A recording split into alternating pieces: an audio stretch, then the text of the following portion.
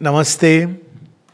So, it's an age of controversies, and the controversies are because there is a battle of ideas taking place at various levels. For instance, religion, on the one hand, is trying to expand beyond its limits. On the other hand, there are forces which doesn't want it to happen. Why? Because when it goes beyond its limits, confines, it enters into the realm of spiritual. And spirituality is about freedom, whereas religion, when it is used to control mankind, is all about rules and regulations. So we see that all religions are going through this process.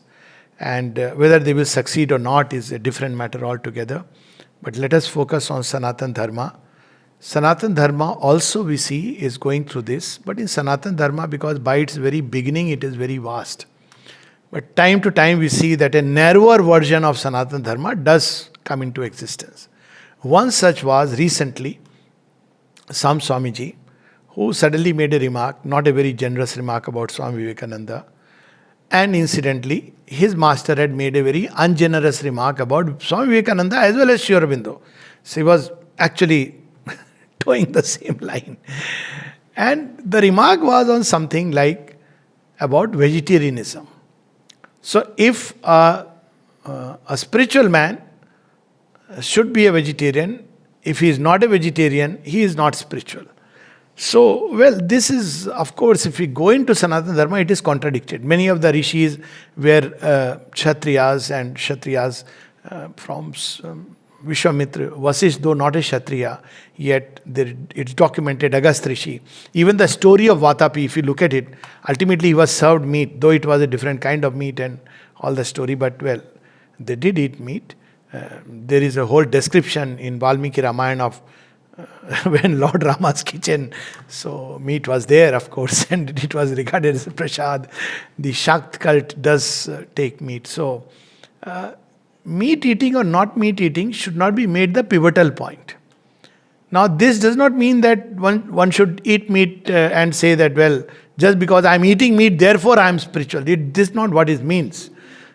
So, but one should not draw the other conclusion. I remember once one spiritual path people and they were trying to hook me, different time people want to hook you, this idea of drawing into fold. And they were saying, you are a vegetarian, you don't smoke and you don't drink. Therefore, you are already half saint. I said, please, I don't want that kind of saintliness, but a genuine saintliness. So in India, spiritual life is about God realization. That is the point. Not even social behavior. When Sri Aurobindo was asked by Dilip Kumar Roy that there are some people who behave in this way and those who come from outside, they draw their own conclusion. So Sri Aurobindo says, yes, I agree, people should behave well. They should have a basic, he's used the word social consciousness. They should have, Sri Aurobindo writes, small c. But people must also understand in the ashram, they are not here for realizing small c. That is social consciousness, but for capital S, capital C, which is spiritual consciousness. So the merit of a spiritual person is his spiritual realization. Not even his erudition, not even the number of shastras he has studied. None of these things matter. But whether his influence, he can cast a spiritual influence, a genuine spiritual influence, and in his own life, he is in contact with the divine reality in whatever way and form. So, vegetarianism, yes, it's a good thing now world over, even scientifically we believe it. And in most of these things, vegetarianism happens rather than you make an effort to leave it. It must happen from within outward. Sri Ramakrishna gave a very interesting example. He says, you don't have to leave these things leave you as you grow spiritually. And it is so true. So at one point, these things drop off. Sri Aurobindo said the same thing, that as the consciousness grows subtle, these things are dropped.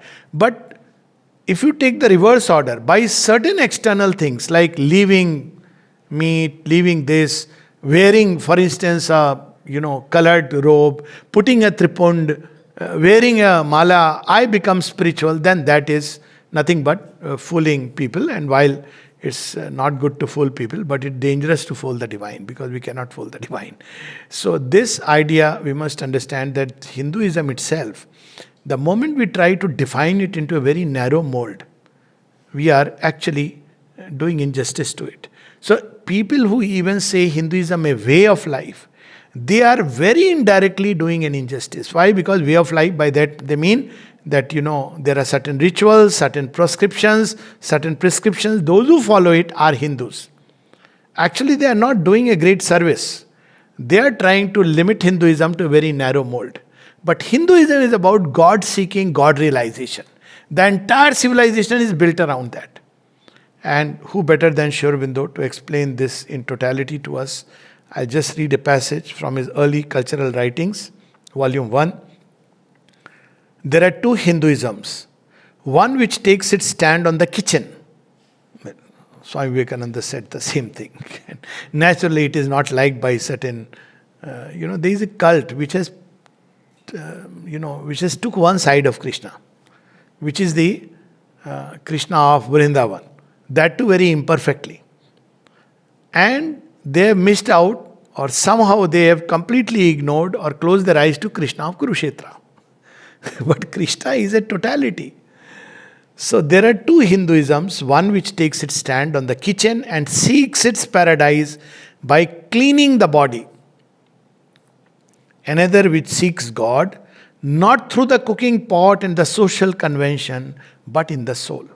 This would answer many questions. Recently somebody asked me a question that, it is said that this mantra should be done in this way, after this particular bath, this particular person should give you the mantra, you must be wearing a jane or do a tika, I don't know how many conditions.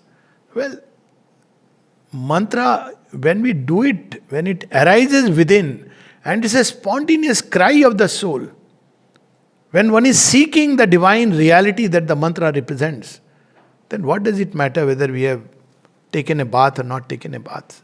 Again, we go back to the examples. Swami Vivekananda, he said, you can, every day you must give bath to the body and bath to the soul. If you don't have time for both, give bath to the soul. Many people may not know Sri Aurobindo, and who can doubt his yogi of yogis, I would say, stature. Many times his bath would be delayed. His breakfast also would be delayed. Till 1 o'clock afternoon, 2 o'clock afternoon. So you must understand that these things have their place, but a very, very limited and small place. They are not the core and kernel of Sanatana Dharma. So here Sri Aurobindo reminds, the latter is also Hinduism, that is which seeks in the soul. The latter is also Hinduism, and it is a good deal older and more enduring than the other. It is the Hinduism of Bhishma and Sri Krishna. And it's strange that a follower of Sri Krishna should believe that, if I eat meat, I am going to spoil, whereas Sri Krishna on the battlefield of Kurukshetra, it is his vision on Vishwarupa. It is frightening. Even the Yodha are being taken in. Somebody would say, well, it's all symbol and figurative. No, it's a vision of God. And, on the battlefield of Kurukshetra, what does he say when he is asked, who are you? Arjuna says, who are you? This is not the person I know. Then he says, I am time the destroyer. Kalosmi. What are you here to do? Loka kshayakrit pravarto. I am feeling impelled to destroy this section of humanity which has become arrogant, egoistic, and needs to pass. This is the strong response of the leader of mankind. He's not saying there, then, no, Arjuna, don't do this. This is a great sin. I prescribe you not even to eat meat, and how can you even stand and do carnage? That to your own loved one. No, Arjuna. You go back and just go to Vrindavan and do some Ras Leela. That is Ras. That is Ras Leela, which he does with Radha. And this is another Ras Leela, another mode which he is doing with Kali. So this is also Sri Krishna, and it is historical. And when a follower of Sri Krishna says that, that is what Sri Krishna is, okay, nothing against vegetarianism. It's a good thing again.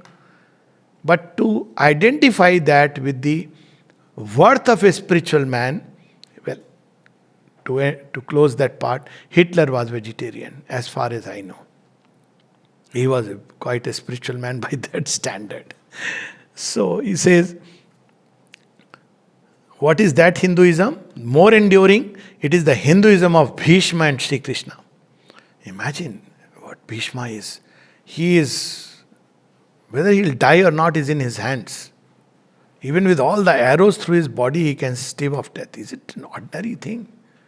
Let the yogis of today reach even that stage of Iksha Mrityu, then let them speak about all this vegetarianism. Of Shankara and Chaitanya, the Hinduism which exceeds Hindustan. See why he is mentioning Hindustan? Because all this narrow Hinduism came after the invasion. Because he will give us the reason for this. So let us read in the original. Was from of old and will be forever. Why? Because it's based on those bedrocks of eternal truths which can be verified, have been verified till date, and on which you can build a whole superstructure of newer civilizations. That is the Hinduism. So Hinduism is not just a set of dogma, rites, rituals, person dependent or a book dependent, as we have already discussed. Why it will stay forever? Because it grows eternally through the aeons. It grows. Dharma Kshetre, Kurukshetre, Samaveta, Yuyutsava. And Shubhindu translates it, the field of evolving dharma. And what is the basis of that dharma? How does dharma grow? Through karma. So here comes that. Its watchword is not kriya, but karma. You may do certain kriyas, you may not do certain kriyas, but your karma will matter. And what is that karma? It is Divya Yukta karma, Krishna Yukta karma. The karma which is done in union, in intoxication of God love, at the will of God. That is the karma. Not Shastra, but Jnanam. It's not based on do's and don'ts in a particular book. But Jnana, whatever we do, do it consciously, with knowledge, with wisdom. Not based on, no, my book says so, therefore. But it's based on Jnanam.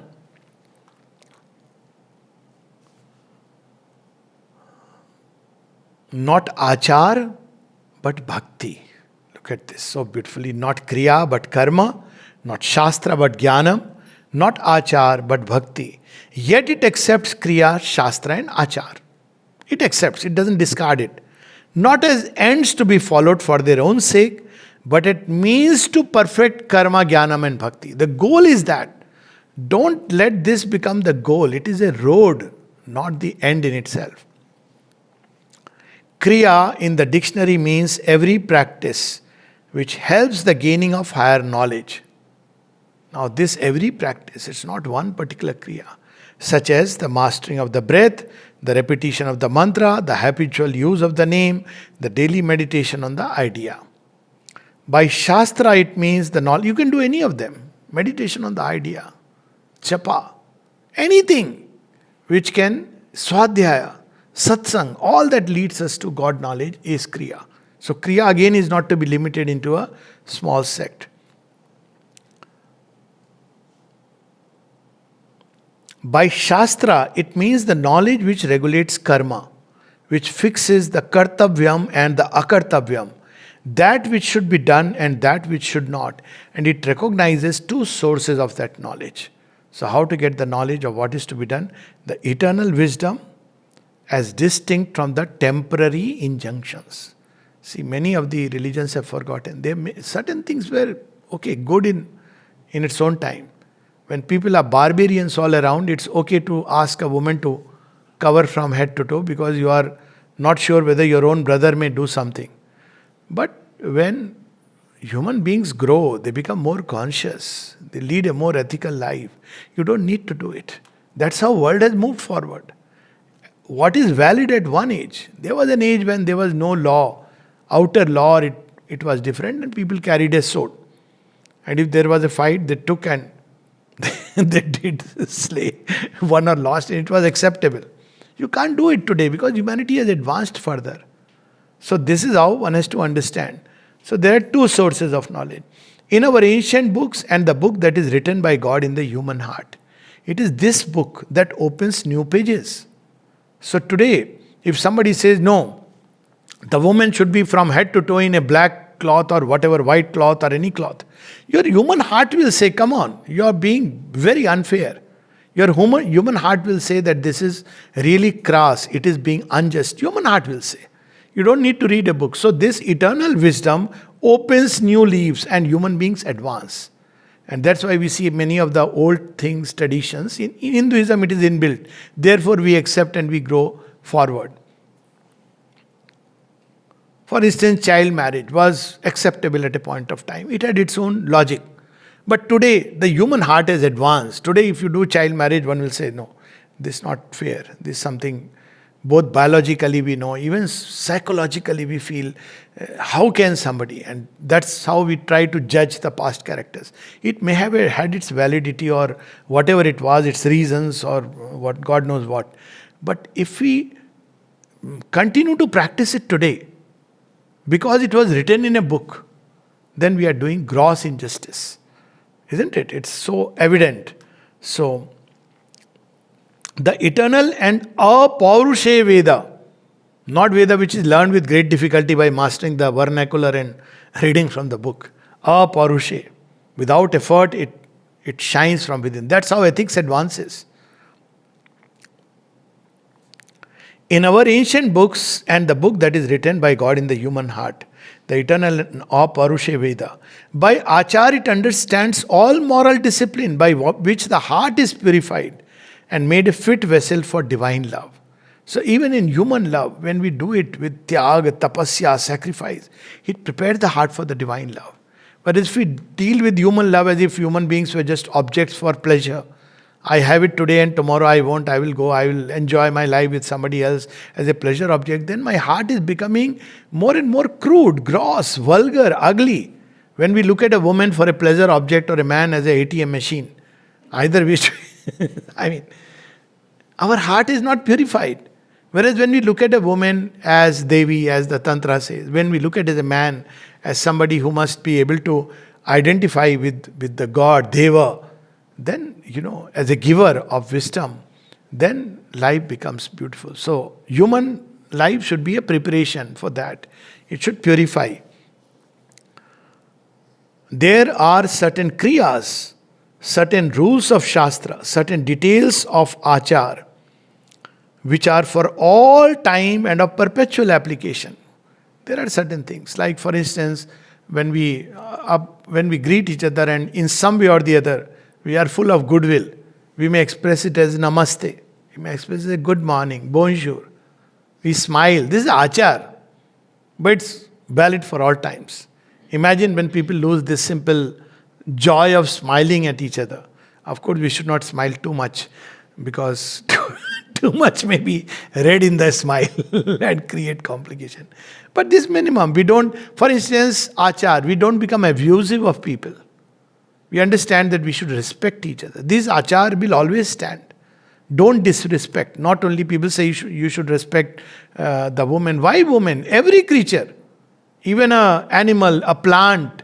This basic thing, it's an achar which will stand valid for all times. Don't mistreat anyone. Pray for everybody. These are basic achar. So they are of universal value, which are for all time and of perpetual application. There are others which are temporary, changing with the variation of desh, kal and patra, time, place and the needs of humanity. So we see in India there was gungat at one point of time. Which section? Rajasthan. Mostly. Why? Because it was invaded all the time. There was war going on. But nobody practices now gungat except in some archaic places. Johar, again, they were all temporary because of a certain historical context.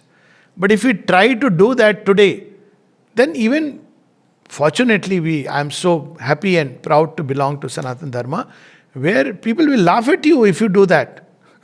Because we believe in evolving and that this Veda is opened, so we understand ki, okay, you don't do it. There are people who still try to do it, that's a different thing altogether. But the mainstream Hindu thought rejects it. Look at the beauty of it. Nobody has to give it a scriptural injunction that from today, burqa is no more. Why? Because a hadith has been written by someone. We understand the marching march of mankind. Okay, we don't put a woman in burqa. We are happy about it. We don't need a women liberation movement because it's inbuilt within us. We don't swing to the other side of women liberation. We understand that liberation is not only of women but of man, of humanity from ignorance. We understand liberation primarily means that.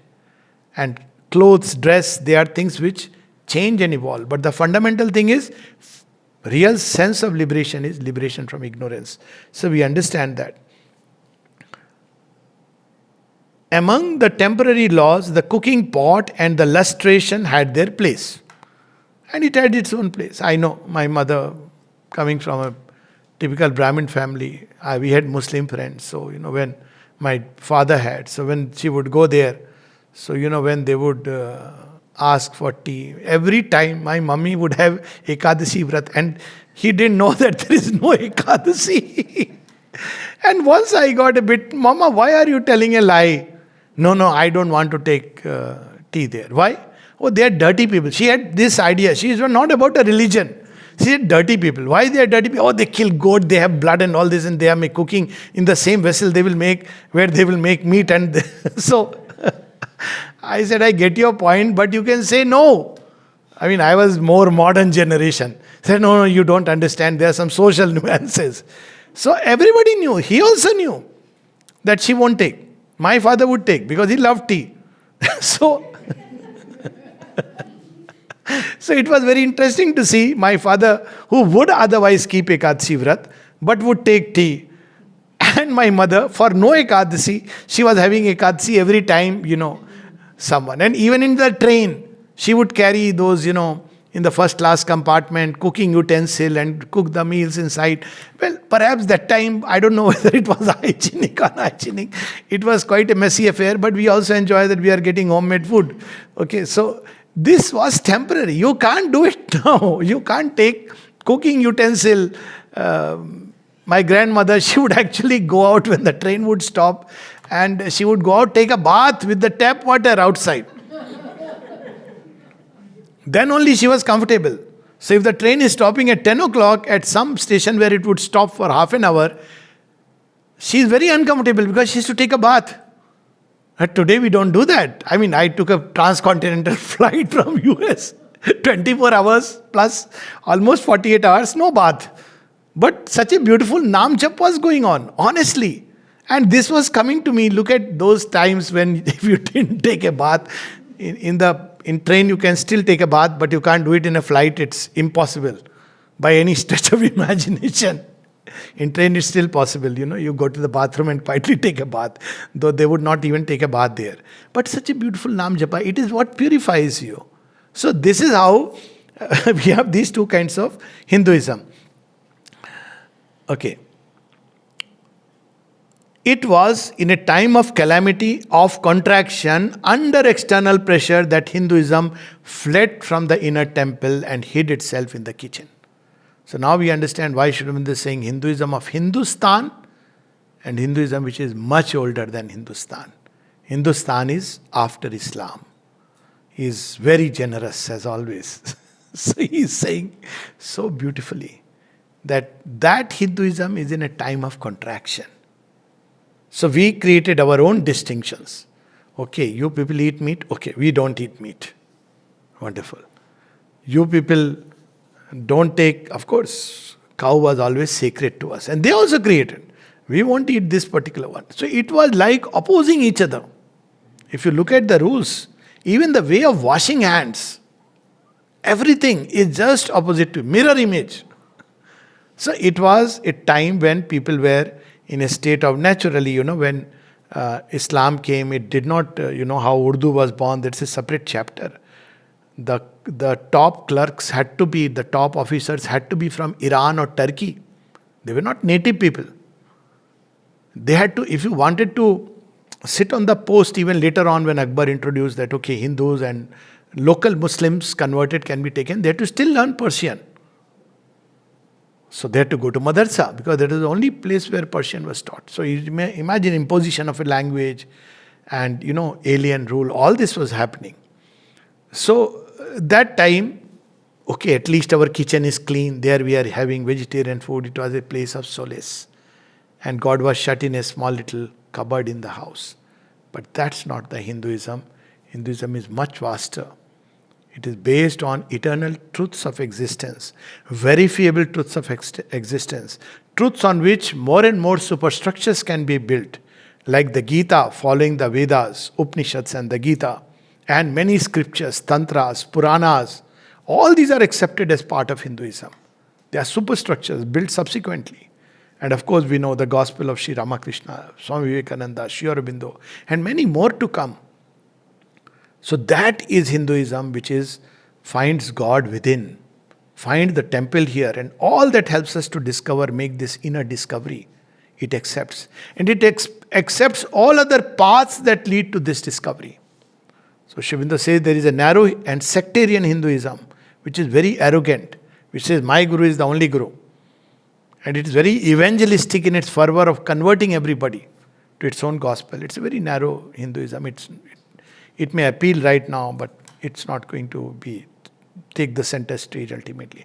And there is a wider Hinduism where we see Bhishma on the battlefield following his dharma, and Arjuna on the battlefield following his dharma, and Shri Krishna on the battlefield revealing the great profound truths, mysteries of existence on the battlefield where life and death are flung arms in arms with each other. And that Hinduism will not only survive, will show the way to mankind. It has shown the way in the past, it is showing the way in the present, and will continue to show the way toward the future. Namaste.